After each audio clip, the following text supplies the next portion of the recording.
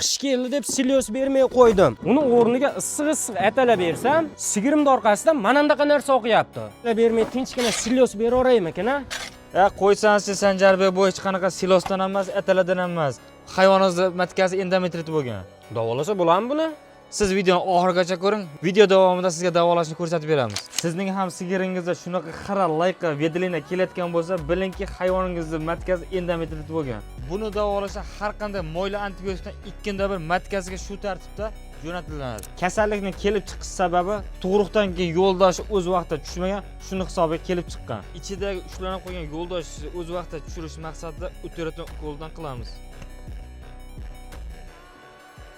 Qo'shimcha sifatida ozuqasiga imlamak tuzini shu tartibda yemiga qo'shib beradigan bo'lsangiz, hayvoningizning matkasini o'z holatiga keltirib beradi, tezroq qochishini keltirib beradi. Eng muhimi 2 litrdan 3 litrgacha sutini ko'paytirib beradi. Videomiz foydali bo'lgan bo'lsa, albatta kanalga obuna bo'ling, videoga like bosing. Ushbu videoni bo'lsa, molini orqasidan shunaqa narsa oqib yuradigan do'stlaringizga jo'natib qo'ying.